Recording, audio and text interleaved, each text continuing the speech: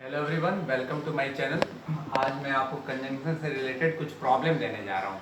ठीक है, पहले आप थोड़ा देरी देखिएगा और सॉल्व कीजिएगा, उसका सेकंड राउंड में मैं आपको उसका आंसर बताऊंगा। Until he does not solve the problem I will stay with him. He asked me that who he was. He is a good boy and who is my friend. फिर है because he came late, therefore he failed to see me.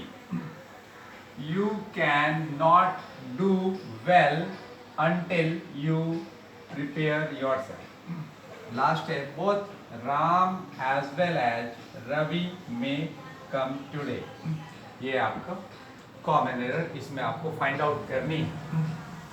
ठीक है, तो हम बारी बारी से एक क्वेश्चन को सॉल्व करने का कोशिश करते हैं।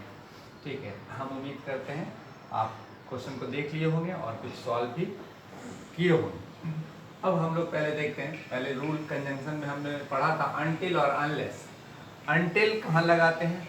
जहाँ टाइम का बोध हो। अनलेस कहाँ लगाइएगा? जहाँ कंडीशन का बोध हो।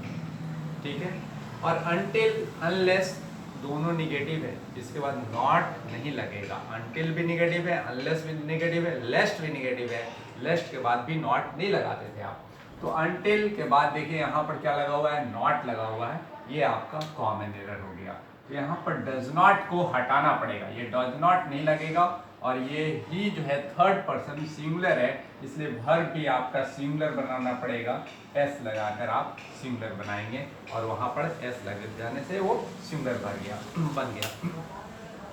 किसी भी नाउन में एस लगा दीजिएगा तो वो प्लूरल बन जाएगा, लेकिन किसी भी वर्ब में एस लगा दीजिएगा तो वो सिंगुलर बन जाता है।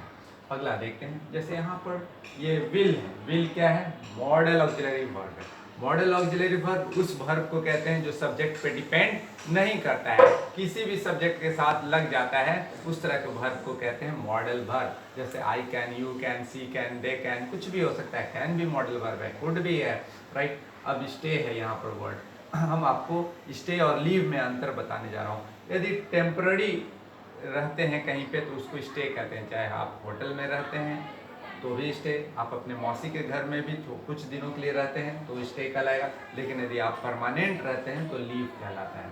ठीक है, next. He asked me that who he was. ये देखिए, ये नरेशन से रिलेटेड है। जैसे जैसे डायरेक्ट से इनडायरेक्ट नरेशन बनाते हैं तो उसमें आप से को आस्क में बदल देते हैं।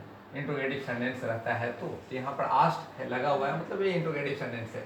और क्वेश्चन जो होता है दो प्रकार का होता है, WH क्वेश्चन और yes no question. Yes no question किसे कहते हैं? जिसका जवाब यस या नो में दे सकते हैं, उसको कहते हैं यस नो क्वेश्चन। जैसे पूछा जा रहा है आर यू हैप्पी, तो आप बोलिएगा यस या नो, कुछ भी बोलिएगा। तो आर यू हैप्पी जो है यस नो क्वेश्चन हो गया।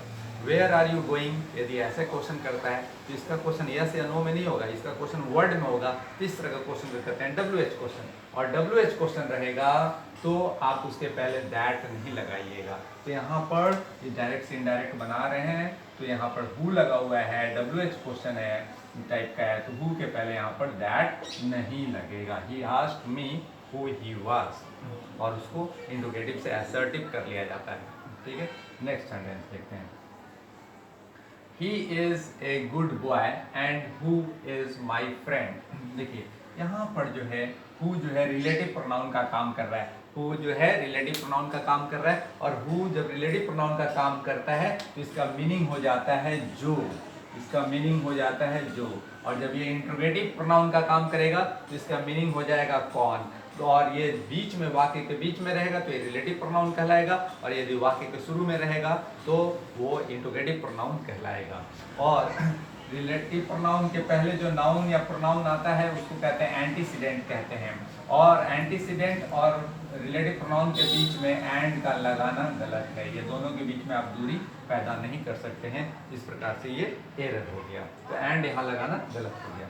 अगला सेंटेंस है because he came late therefore he failed to see me।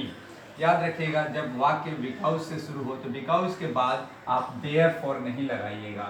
Therefore नहीं लगाइएगा, सो नहीं लगाइएगा, दस नहीं लगाइएगा। यदि वाक्य सिंस से भी शुरू होगा तो भी आप नहीं लगाइएगा देयरफॉर, ठीक है। नेक्स्ट,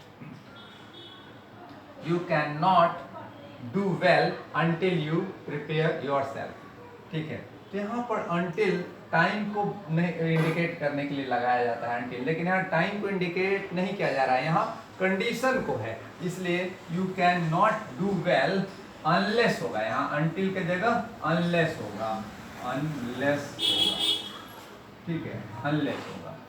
तो अंटिल लगाना यहाँ पर गलत होगा, इसके बदले में अनलेस होगा, क्योंकि कंडीशन को इंडिकेट कर रहा है, अनलेस यू प्रिपेयर योरसेल्फ। अगला देखिए, both Ram as well as Ravi may come today. तो देखिए, जब बोथ का कोरिलेटिव जो होता है एंड होता है, एज वेल एज नहीं होता है, तो एंड को, एज वेल एज को हटाइए और एंड लगाइए, तो बोथ के साथ एंड लगता है, बोथ राम एंड रवि में कम टुडे, ठीक है। तो ये रिलेटेड एरर था कंजंक्शन से रिलेटेड।